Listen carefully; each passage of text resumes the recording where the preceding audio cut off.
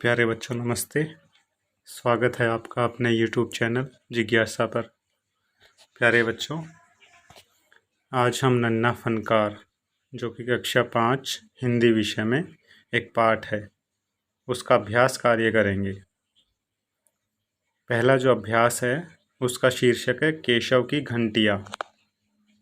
माशा अल्लाह, ये घंटियाँ कितनी सुंदर है, तुमने खुद बनाई है? बादशाह अकबर ने यह बात किस लिए कही होगी? इस प्रश्न का उत्तर रहेगा क्योंकि उन्हें यकीन नहीं था कि 10 साल का बच्चा केशव इतनी सुंदर घंटियाँ बना सकता है।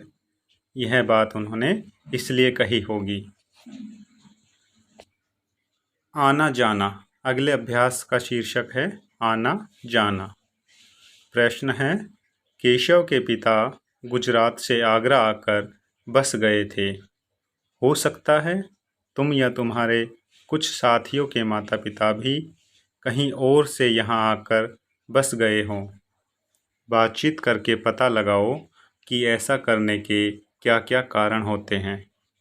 इस प्रश्न का उत्तर रहेगा, ऐसा करने के मुख्य कारण रोजगार प्राप्ति, उच्च शिक्षा प्राप्ति, व्यापार करना, स्वास्थ्य सुविधाएं आदि हो सकते हैं। अर्थात रोजगार मिलने पर हम एक स्थान से दूसरे स्थान पर जाकर बसते हैं। उच्च शिक्षा प्राप्त करने के लिए हम एक शहर से दूसरे शहर जाकर बस जाते हैं, रहने लग जाते हैं। बिजनेस करने के लिए, व्यापार करने के लिए हमें एक स्थान से दूसरे स्थान पर जाकर रहना पड़ता है। और यदि हमारे इलाके में जहाँ पर हम रह रहे हैं वहाँ स्वास्थ्य सुविधाएं कम हैं, अच्छी नहीं हैं, तो भी हम अपने निवास स्थान को परिवर्तित करके दूसरी जगह पर जाकर बस जाते हैं। कहानी से, अगले अभ्यास का शीर्षक है कहानी से। प्रश्न है, अकबर को पहरेदार की दखलंदाजी अच्छी क्यों नहीं लगी? उत्तर, अकबर को पहरेदार की दखलंदाजी अच्छी इसलिए नहीं लगी क्योंकि वह नन्हे केशव से बातें कर रहा था और उसके हुनर के बारे में विस्तार से जानना चाहता था। इस प्रश्न का उत्तर यह भी हो सकता है कि पहले केशव अकबर से आराम से बातें कर रहा था, लेकिन जैसे ही पहरेदार ने केशव को टोका तो वह घबरा गया। उसके बाद वह बादशाह अकबर से बात करने में संकुचा रहा था, हिचकिचा रहा था। इसलिए बादशाह अकबर को पहरेदार की दखलंदाजी अच्छी नहीं लगी। अगला प्रश्न है, लगता है कोई बहुत बड़ा आदमी है। यहाँ पर बड़े आदमी से केशव का क्या मतलब है? उत्तर रहेगा, यहाँ पर बड़े आदमी से केशव का मतलब है कोई प्रसिद्ध, मशहूर, ख्याति प्राप्त, प्रतिष्ठित व्यक्ति से है। अर्थात किसी सम्मानित व्यक्ति से है जिसको हर कोई जानता हो, जो वहाँ पर मशहूर हो, जो वहाँ पर प्रसिद्ध हो। अगला प्रश्न है, खरगोश की सी कातर आँखें। खरगोश की सी कातर आँखें पशु पक्षियों से तुलना करते हुए और भी बहुत सी बातें कही जाती है, जैसे हिरन जैसी चाल। ऐसे ही कुछ और उदाहरण तुम भी बताओ। उत्तर रहेगा, कोयल सी बोली, कहा जाता है कोयल सी मीठी आवाज़, कोयल सी मीठी बोली। शेर सी दहाड़, अर्थात जिस तरह शेर ऊंची आवाज़ में दहाड़ता है वैसी ही आवाज़। गाय सी सीधी, किसी के बारे में कहा जाता है यह तो गाय की तरह सीधा है, बहुत शांत है। घोड़े सा अड़ियल, घोड़े को एक अड़ियल जानवर कहा जाता है, पशु माना जाता है, इसलिए घोड़े के लिए कहा जाता है घोड़े सा अड़ियल। कुत्ते सी नींद, कुत्ता बहुत ही जागृत नींद लेता है, अल्प नींद लेता है। थोड़ा सा भी शोर होते ही, थोड़ी सी आवाज़ होते ही उसकी नींद खुल जाती है, वह जाग जाता है। बगुले सा ध्यान, बगुले का ध्यान बहुत एकाग्र होता है। वह अपने शिकार पर, अपने भोजन पर अपने ध्यान को एकाग्रचित रखता है और मौका मिलते ही उसको झपट लेता है। मगरमच्छ के आंसू, आपने इस कहावत को सुना होगा। मगरमच्छ के आंसू मतलब झूठा दिखावा, दिखावा करना। तो ये सभी जानवर और पशु पक्षियों से संबंधित कहावत है, बातें हैं जिन्हें आपने सुना होगा। और भी बहुत सारी कहावतें हैं, लेकिन यहाँ पर मैंने कुछ ही बातों के बारे में लिखा है। अगला प्रश्न है, अकबर ने जब नक्काशी सीखना चाहा तो केशव ने उन्हें संदेह भरी नज़रों से क्यों देखा? इस प्रश्न का उत्तर रहेगा, केशव ने ऐसा इसलिए देखा कि राजा अकबर कहीं मेरे साथ मजाक तो नहीं कर रहे हैं, क्योंकि राजा के पास तो नक्काशी सीखने से भी ज़्यादा महत्वपूर्ण कार्य होते हैं, जिनको करना अति आवश्यक होता है। क्योंकि राजा के लिए नक्काशी सीखना महत्वपूर्ण नहीं है, बहुत सारे राजकाज से संबंधित कार्य होते हैं जो उनको पूर्ण करने होते हैं। इसलिए केशव को लगा कहीं अकबर मेरे साथ मजाक तो नहीं कर रहे हैं। अगला प्रश्न है, केशव 10 साल का है, क्या उसकी उम्र के बच्चों का इस तरह के काम से जुड़ना ठीक है? उत्तर, केशव का इस तरह के काम से जुड़ना ठीक नहीं है, क्योंकि यह उम्र उसकी पढ़ाई लिखाई करने और खेलने कूदने की है। इस तरह का काम बाल श्रम के अंतर्गत आता है, जो कि कानूनन अपराध है। अर्थात नाबालिग बच्चों से, नाबालिग के बारे में आपको पहले बताया हुआ है कि जो 18 वर्ष से कम हो उन्हें नाबालिग कहा जाता है। नाबालिग बच्चों से काम करना, व्यापार की दृष्टि से, मजदूरी की दृष्टि से काम करवाना कानूनन अपराध होता है। यह बाल श्रम के अंतर्गत आता है। अगला प्रश्न है, केशव बार बार सबको सुनाता है, केशव सबको क्या कहता होगा? कल्पना करके केशव के शब्दों में लिखो। इस प्रश्न का उत्तर होगा, केशव सबको बार बार कहता होगा कि बादशाह अकबर ने मेरे काम की तारीफ की। मैंने उन्हें नक्काशी का काम भी सिखाया। उन्होंने मुझे कहा कि तुम एक दिन बड़े फनकार बनोगे। उन्होंने प्यार से मेरी पीठ भी थपथपाई। वे एक बहुत ही नेक इंसान है।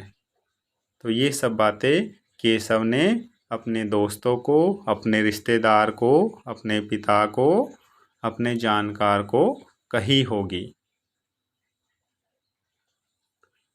शब्दों की निराली दुनिया, ये अभ्यास का शीर्षक है। प्रश्न है, नक्काशी जैसे किसी एक काम को चुनो। बढ़ईगिरी, मिस्त्री। बढ़ईगिरी होता है जो लकड़ी का काम करता है। मिस्त्री जो मकान निर्माण का कार्य करता है, जिसमें औजारों का इस्तेमाल होता है। उन खास औजारों के नाम और काम पता करो। उत्तर रहेगा बढ़ईगिरी। बढ़ईगिरी में कौन कौन से औजार होते हैं, यहाँ पर लिखे हुए हैं। हथौड़ी, हथौड़ी का जो प्रयोग है वो लकड़ी या दीवार में कील ठोकने के लिए किया जाता है। अर्थात लकड़ी या दीवार में कील ठोकने के लिए प्रयोग होने वाला औजार। आरी, लकड़ी काटने के लिए प्रयोग होने वाला औजार।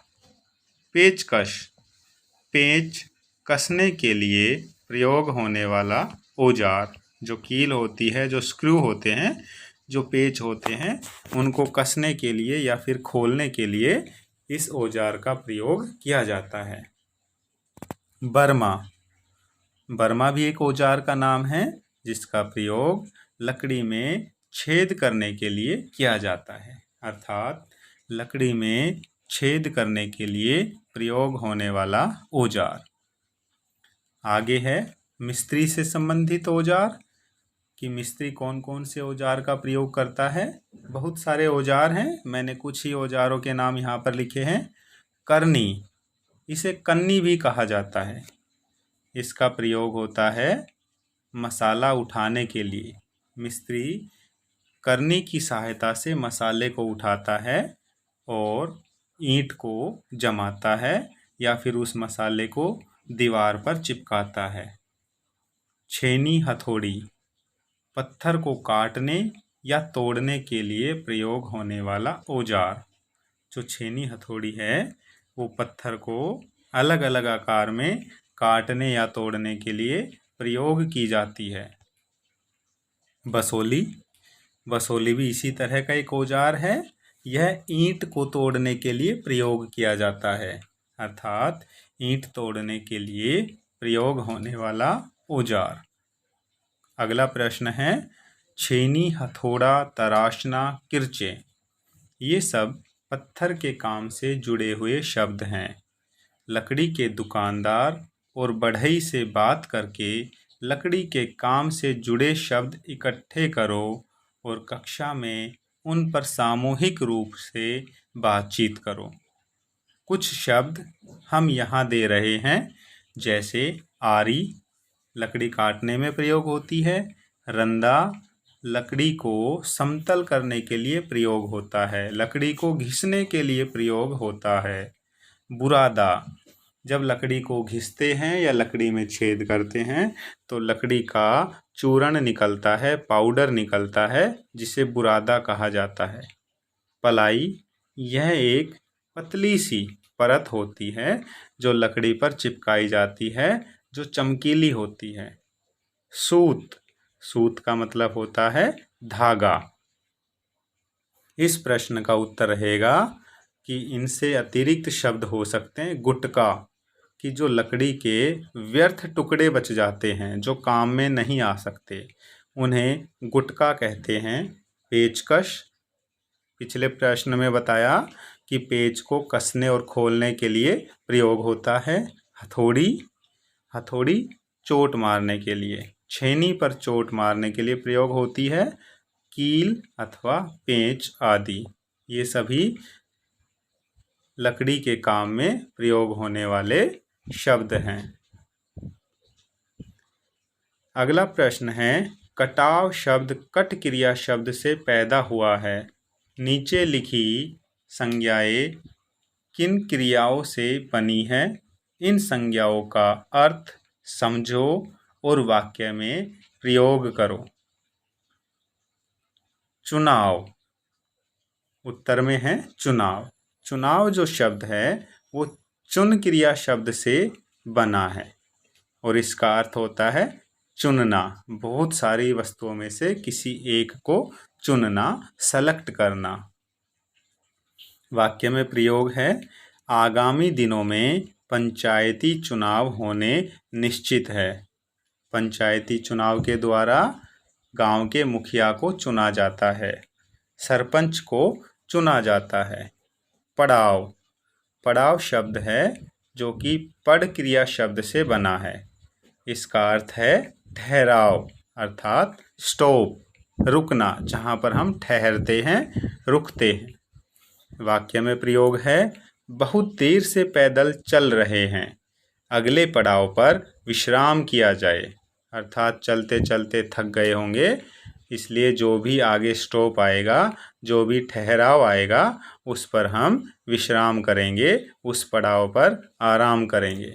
बहाव, बहाव शब्द बह क्रिया शब्द से बना है, जिसका अर्थ है बहना, बह जाना। वाक्य पानी के तेज बहाव में बहुत से घर बह गए, कि पानी के बहने की गति तेज थी। इसलिए जो कच्चे घर थे वो उसमें बह गए। लगाव, लगाव शब्द जो है लग क्रिया शब्द से बना है, जिसका अर्थ है आपसी प्रेम, एक दूसरे से लगाव होना, अटैचमेंट होना। वाक्य में प्रयोग, सभी माँ बाप का अपनी संतान के साथ अटूट लगाव होता है। अगला प्रश्न है, लड़के ने जल्दी जल्दी कोई प्रार्थना बुदबुदाई। रेखांकित शब्द और नीचे लिखे शब्दों में क्या अंतर है? वाक्य बनाकर अंतर स्पष्ट करो। बुदबुदाई, बुदबुदाई का मतलब होता है मन ही मन बोलना। हमें उसके होठ हिलते हुए नजर आएंगे, लेकिन क्या बोल रहा है वह समझ नहीं आएगा। मुश्किल के समय अक्सर लोग प्रार्थना बुदबुदाते हैं। जब लोगों पर कठिनाई आती है, मुश्किल आती है, विपत्ति आती है, तो लोग ईश्वर की प्रार्थना बुदबुदाते हैं, मन ही मन गुनगुनाते हैं। उसकी आवाज़ हमें नहीं सुनाई देती। फुसफुसाना, फुसफुसाना का मतलब है बहुत धीरे बोलना, कि हम जिसको कहना चाह रहे हैं उसी को सुनाई दे, बाकी किसी दूसरे को वह बात सुनाई नहीं दे। वाक्य में प्रयोग है, सामूहिक कार्यक्रम में महिलाएं अक्सर कान में फुसफुसाती है। जहाँ पर 2-3 महिलाएं इकट्ठी हो जाए तो वो एक दूसरे की बातों को कानों में फुसफुसाती है, ताकि दूसरे उस बात को सुन न पाए। बड़बड़ाना, बड़बड़ाना का अर्थ है गुस्से या क्रोध में कुछ कुछ बोलना।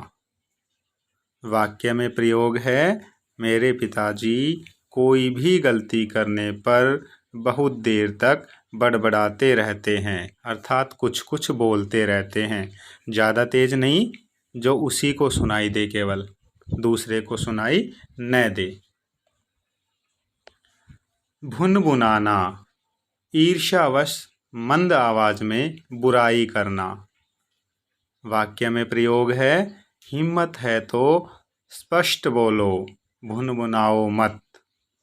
तो ये जितने भी अर्थ थे, जितने भी शब्द थे, इनके अर्थ में एक विशेषता है कि ये सभी धीरे धीरे बोले जाते हैं, ताकि दूसरों को सुनाई ना दे, केवल हमें दूसरों के होठ हिलते हुए नजर आए।